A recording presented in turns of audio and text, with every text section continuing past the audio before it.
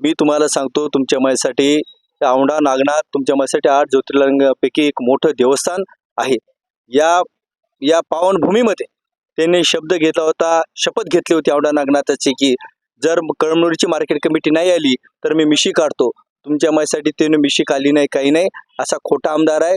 फक्त कोणत्याही शपथा घालायच्या, शपथा घ्यायच्या आणि ते कोणतेच आश्वासनं कामं पूर्ण करायचे नाही. फक्त खोट्याचं आपलं स्वतःचं काम फक्त साधून घेण्याचं काम हा गद्दार आमदार करतो आणि हे जनतेला चांगल्या पद्धतीने ठाऊक आहे. येणाऱ्या काळामध्ये तुमच्या मनात तुम्ही बघसाल या आमदाराचं डिपॉझिट गोल झाल्याशिवाय राहणार नाही, एवढंच मी तुम्हाला सांगतो. औंढा तालुक्यातल्या नाथ येत आहेत.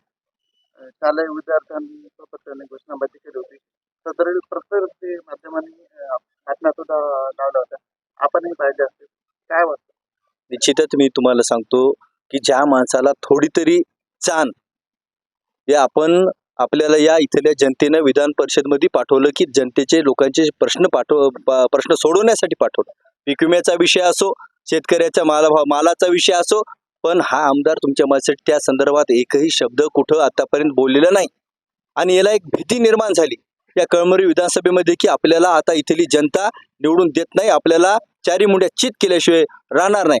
म्हणून तुमच्या माझ्यासाठी त्या शाळेमध्ये जाऊन त्या चिमुकल्या लेकराला बोलून त्यांनी सांगितलं, की बाबा जर मला मतदान जर मला करायचं असेल तर तुम्ही 2 दिवस उपाशी राहा. आई वडिलाला सांगा जर मतदान तुम्ही नाही केलं तर मी जेवणार नाही. ही चुकीची पद्धत आहे. त्या चिमुकल्यावर कोणते संस्कार घेणार? तुम्ही त्या लेकराला सांगा ना, की बाबा तुम्ही चांगलं शिका, आई वडिलाचं नाव करा, कलेक्टर व्हा, डॉक्टर व्हा, जे तुम्हाला एखादा चांगला खेळाडू तुम्ही हे करा, या तालुक्याचं जिल्ह्याचं नाव तुम्ही पुढे करा, मी तुमच्या पाठीशी आहे, हे त्यांनी बोलायला पाहिजे होतं. पण स्वतःचा स्वार्थाशिवाय त्यांना काही दिसत नाही. मी या गोष्टीचा निषेध करतो आणि अशा आमदाराला कोणत्याही शाळेमध्ये पाय ठेवू देणं नाही असे